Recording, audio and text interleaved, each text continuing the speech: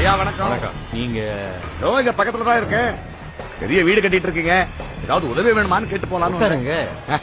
அக்கம் பக்கத்துல இவ்வளவு நல்லவங்க இருக்கீங்க. ஐயா சொந்த ஊர் எது? சென்னை தான். ஆ. ஆனா அமெரிக்கால செட்டில் ஆயிட்டேன். பசங்களுக்கு சொந்த ஊர்ல ஒரு வீடு கட்டணும்னு ஆசை. அதனாலதான் நான் மட்டும் இங்க இருந்து கட்டிட்டு இருக்கேன். 2 கிரவுண்ட் இருக்கும்.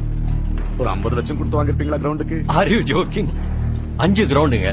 ஒரு கிரவுண்டு 1.5 கோடி, மொத்தம் 7.5 கோடி கொடுத்து வாங்கியிருக்கேன். பெரிய விஷயம் ஐயா.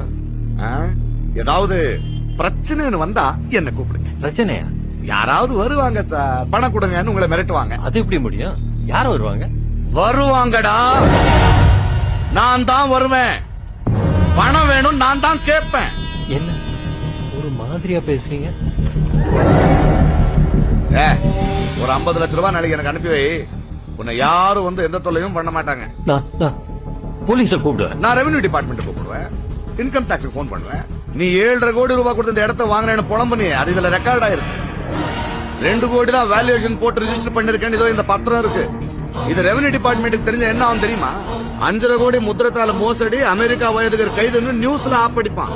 20% ஃபைன் கட்டினதும் இல்லாம பொத்திக்கிட்டு ஜெயில போய் உட்காரணும்.